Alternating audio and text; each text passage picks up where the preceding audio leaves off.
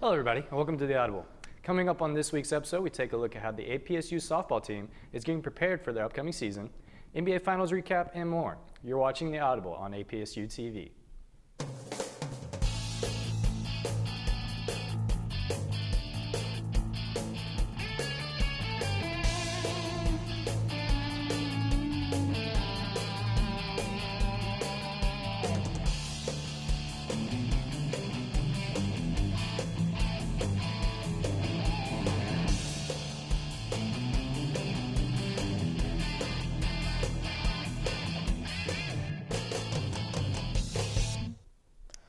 After having their season canceled last spring, Austin Peay softball is preparing for their return to Kathy Maynard Field in the spring.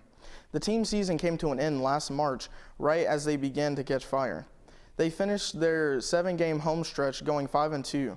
This week we were able to talk to Governor's softball coach Cassie Stanfield and senior outfielder Bailey Shorter.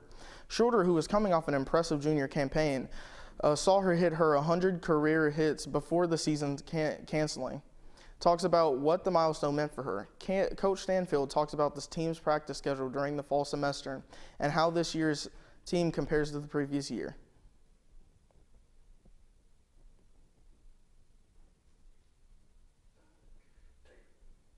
I always rely on my teammates, but up at bat, I feel like it's kind of personal. When I hit it, and I was running out to the outfield, and they said I hit the mark, and I was like, what?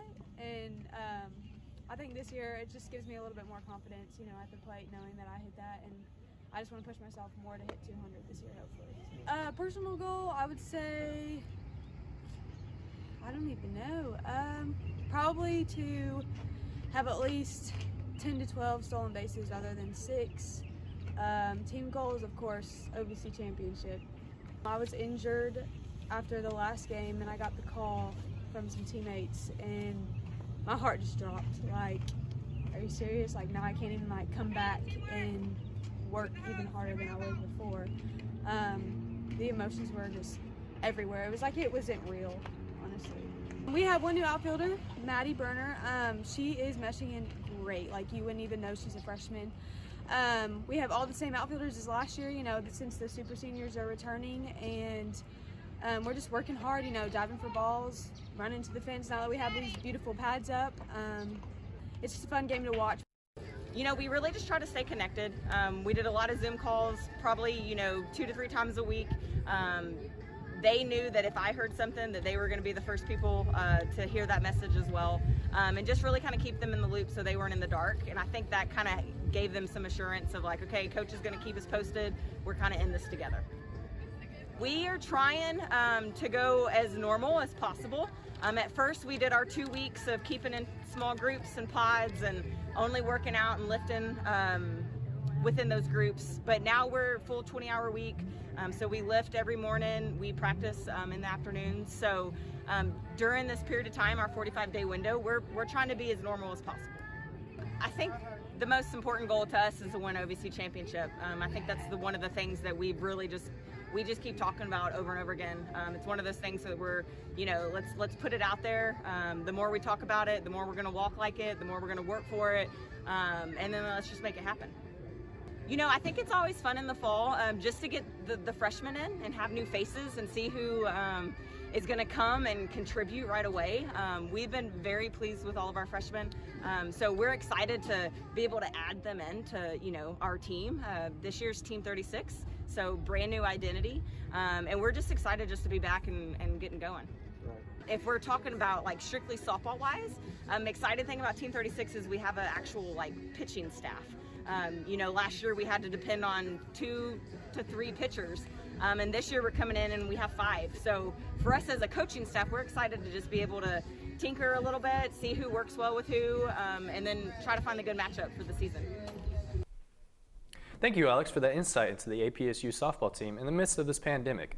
We are all very excited to see how well our Lady Govs do in their upcoming season. When we come back, we'll hear from our very own John Whiteside as he gives his thoughts on the NBA Finals. You're watching The Audible on APSU-TV.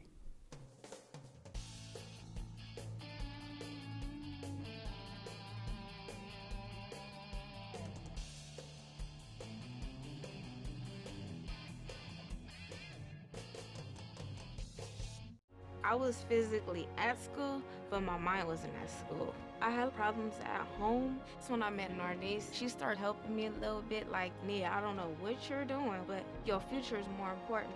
She's my strength. It takes a village to help somebody get their diploma. It changes your whole life.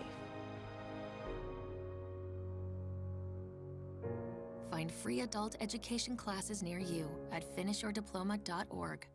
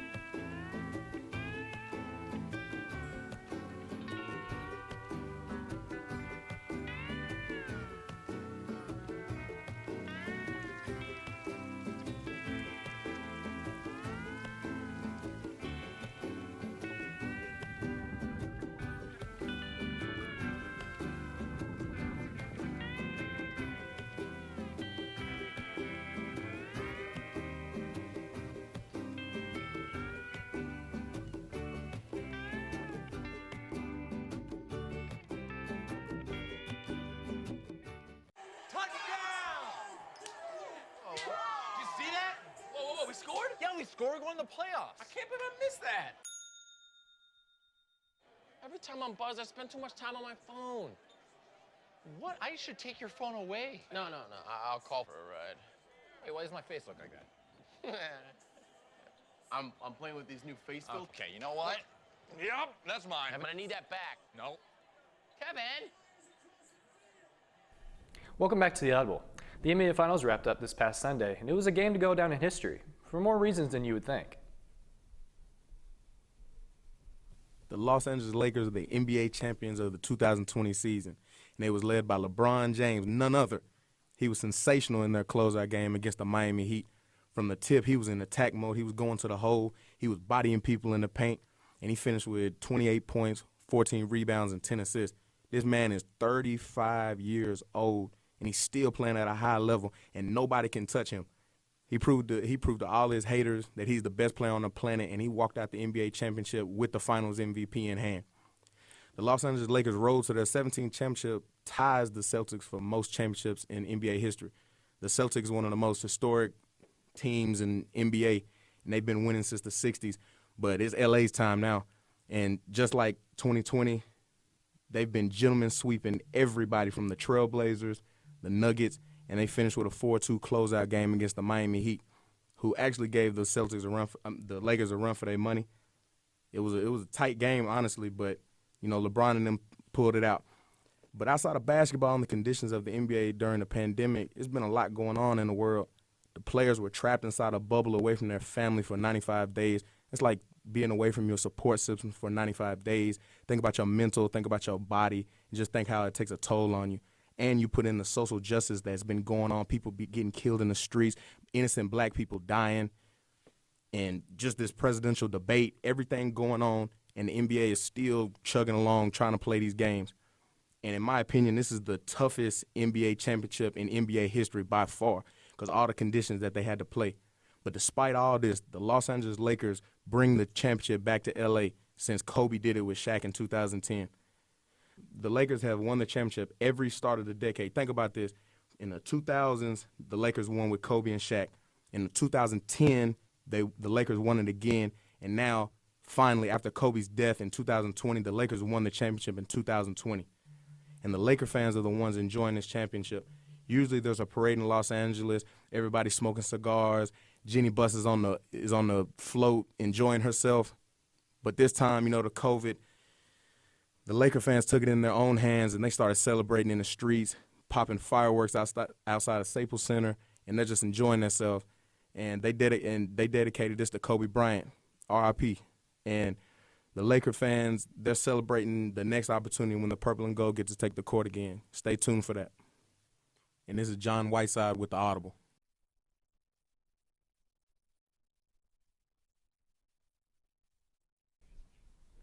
Man, I gotta say, the Lakers did exactly what I said they needed to do. I said that LeBron and AD, they were going to do what they're going to do. They're going to dominate. That's going to happen. Yeah. But what happened was you had guys like Rondo. You had guys like KCP, Danny Green, sort of, just coming out and balling. Like Rondo, I think that's the best I've seen him in years. Yeah, I agree. He played fantastic, and he's known for putting up a great performance in the playoffs. He did a fantastic job just facilitating to his, and he called it. A couple months ago, he had an interview, and he told ESPN that if he matched up with a player like LeBron, there would be nothing that could stop them, and they did exactly that. They dominated the Miami Heat in the last game. People can say, it's the 2 points that they randomly gave the Lakers in the middle of the game, but they were winning by 30 points. There's nothing that was going to stop LeBron from winning that title, in my opinion. And I think that it meant a whole lot for Lakers fans considering the tragedy that was Kobe Bryant's death earlier this year. Yeah, definitely. And kind of like John mentioned, I think it was just bigger for more reasons than even just that. Just the kind of like season that just kind of year we've been having, to have just this kind of ending. It's almost surreal, but in the same time, it's almost kind of depressing too. Yeah. Like, it just seemed different at the end, watching all the players celebrating and nobody else was there. Yeah, it was definitely interesting. I do have a bittersweet feeling about all of this coming to an end. I like the fact that LeBron got another title, hopefully cementing himself, in some people's minds that don't agree that he's the best player of all time, that he is indeed the best player of all time. Yeah. He gets his players involved really well. He has a lot of heart. So I think that he's the best player of all time. Yeah. Yeah, definitely. And, it just kind of shows that, like you said, a lot of people were, saying LeBron isn't the best player of all time. And he said he was going to come out here. He said he was going to win this finals, and he did exactly what he was going to do. Yep. So I agree. Yeah, we want to welcome back Blaine McIntosh to the show to talk about his prep week as he is living his dream of playing in the MLB. Hey guys, welcome back to this week's video on the life of a minor leaguer. In this video, I'm going to show you a bunch of things like the stadium. Also, I'm going to show you some live ABs and show you the games from this past week, so stay tuned.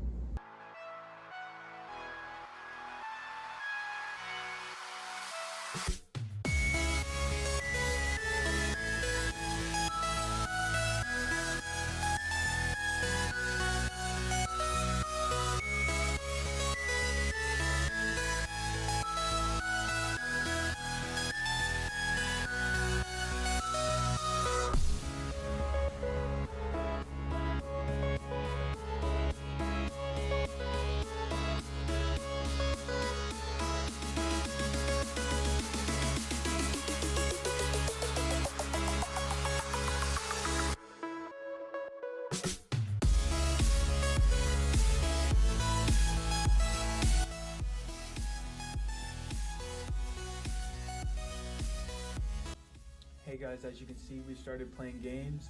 The teams are divided up into the blue team and the orange team. I'm on the orange team. They were chosen by their captains. Captains were selected, and they got to choose their own team. Through all that, we still have practices. We still have our same regiment, just with a game added on at the end. So everything's the same. We're still practicing, doing everything as normal. I've been working on my batting a lot recently. In this past week, I've been trying a new stance that adds more power, also while having really good contact. I also, as you can see, I tried this in my last AB. Just going through some Mets protocol stuff, so we're not really allowed to go anywhere, not even to Walmart or anything like that. So we're basically kind of stuck here until we have to go to the field.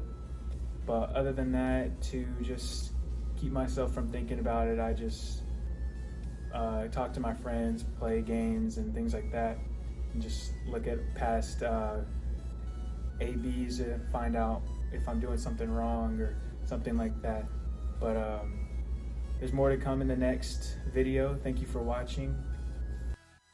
Come back next week for more updates on Blaine. You're watching The Audible on APSU-TV.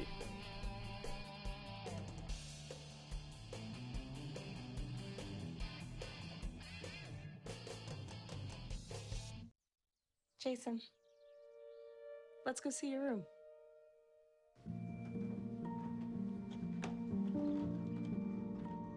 What do you think?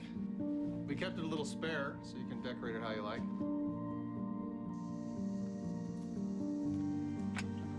Dinner! Go? Excellent. Soccer is fun. Yeah, I saw you guys out there.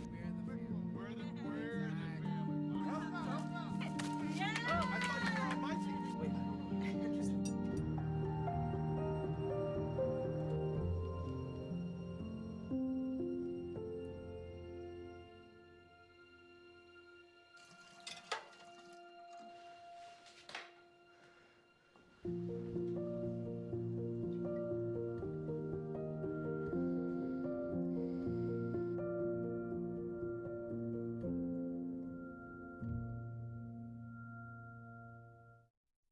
Roll over. Chance high five. All right. When you adopt a shelter pet, you discover all the things that make them unique. And your mother and... I am totally a hat person. Right, guys? Thanks for being honest. They're a little bit of a lot of things, but they're all pure love. Adopt pure love at theshelterpetproject.org.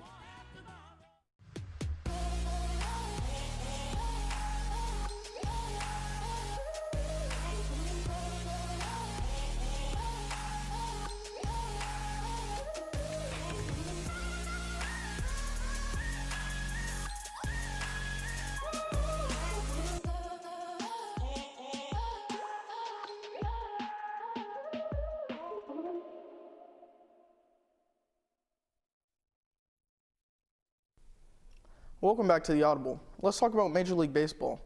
Both championship series are heating up right now as the Dodgers are down 2-1 to the Atlanta Braves, as well as the Rays being up 3-1 against the Houston Astros. Spencer, I gotta say, the Dodgers, that was insane. Yeah. I think they broke a record for the most runs in a series or something like that. It was the insane. most. I think it was the most runs in one inning of a championship series. It was honestly pretty surreal. I personally didn't get to watch it live myself, but watching the replay was pretty. Yeah, it was pretty insane. It was one after the other. The Atlanta Braves, it was very uncharacteristic of them. They've been playing very well over the last couple weeks for the postseason, and like I said, it was just completely uncharacteristic to see their pitchers just fall apart like that. The pitcher they started out with, Wright, he got taken out of the game, and they still had a lot of trouble after that, giving up 15 runs in just 3 innings. It was just pretty crazy to see, but I'm not taking anything away from the Dodgers. Even though it did look like a batting cage out there with the horrible pitching, it was still a great job by the Dodgers to just get the bat on the ball and put it out there. Cody Bellinger has been playing fantastic with his 2 home runs in this postseason. He's been playing really amazing. And so has their all-star caliber batter and Mookie Betts has been playing fantastic as well. So yeah, that's that series, man. They've been both playing really great baseball, really defensive games up to this point, except for this past game where the Braves have really just been holding the Dodgers to no runs or very few runs over the past couple games. They also had a 7-6 game recently where the Dodgers almost came back and won that, but ultimately they couldn't get the last run that they needed to in the 9th inning. Do you think they're going to make a comeback? Honestly, they're down 3-1. It's not like basketball where it's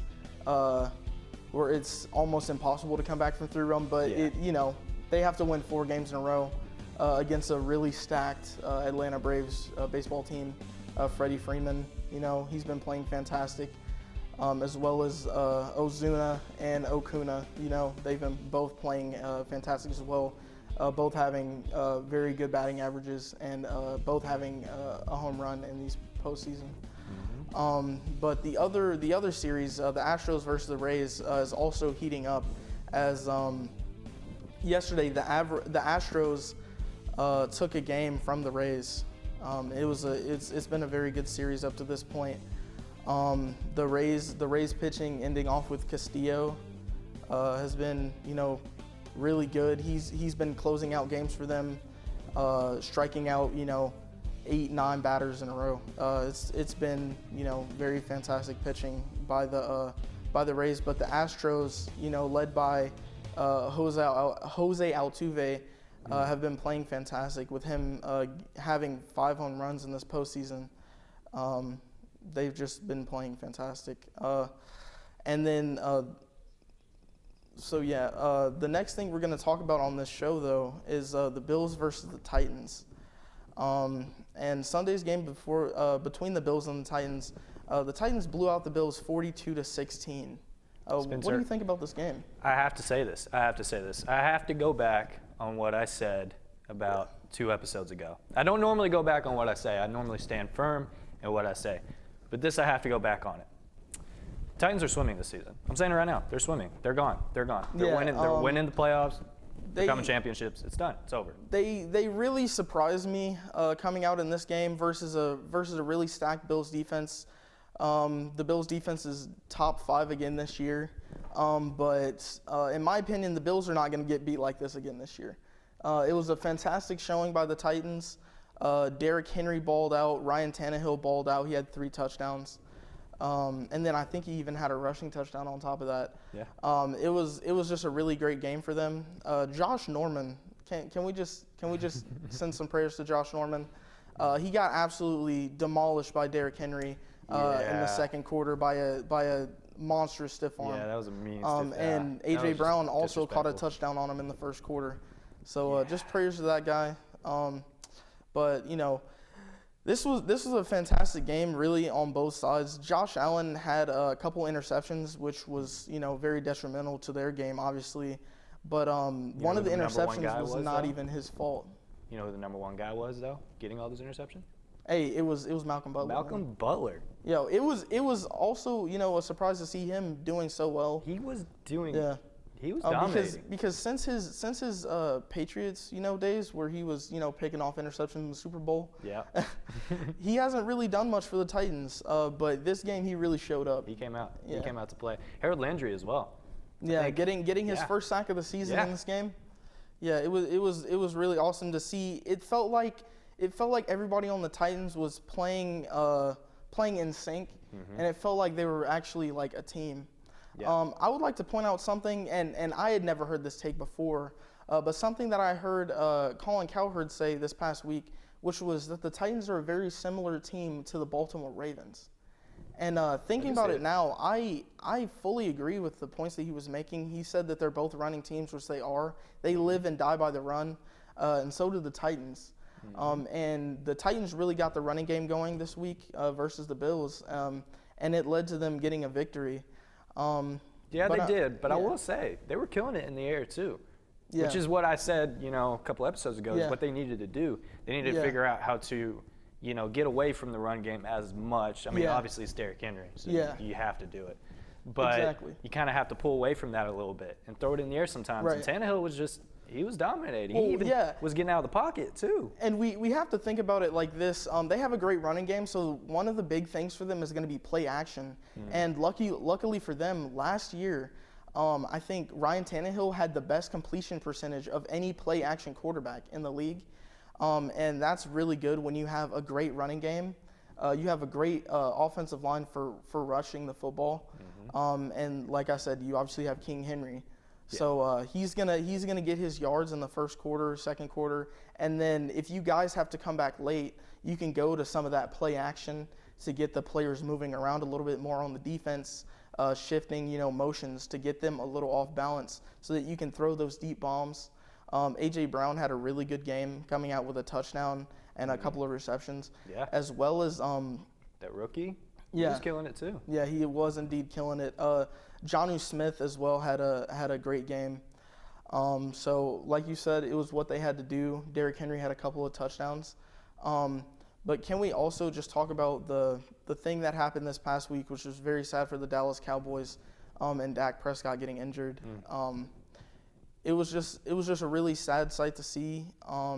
He was leading the league in passing yards this season with over 1,800.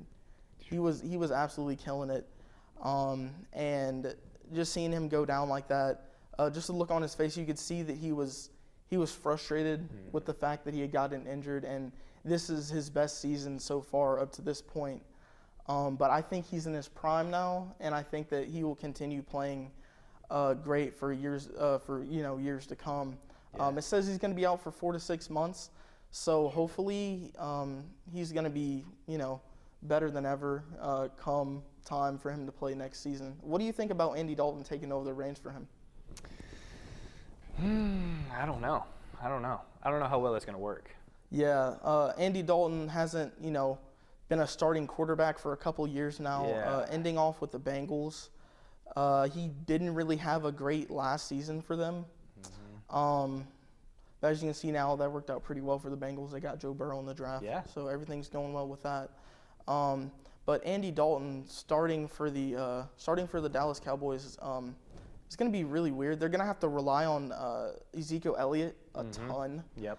But I think the main thing that's hopefully going to get Andy Dalton through this is going to be that amazing wide receiver core they have built there. Yep. They got CeeDee Lamb in the draft, obviously, and then they also have Michael Gallup and Amari Cooper there that will hopefully get that offense going a little bit, revving their engines a little bit in the first and second quarters, so that they'll be able to rely more on Ezekiel Elliott when it comes to the end of the game. Yeah. And I feel like, this is kind of depressing for Dak because I felt like this was going to be his breakout season. Yeah. He finally got the wide receiver core that he needed to be great, which we all know he can be. Yeah. And just for him to come in and, Yeah, play great and then, this happens. Yeah. It's just a really, really sad sight to see. One thing that they're also going to have to rely on a lot is that defense. They have, their corners with Cheetah Awuzie and then their safeties back there with Xavier Woods. They're gonna really have to show up this year. Their defensive front with a returning player from he hasn't played in a while, but Aldon Smith has actually been showing out quite a bit this year. They're gonna have to rely on those people to get them through this. Yeah. But thank you everyone for tuning into the Audible, to this week's episode of the Audible on APSU-TV.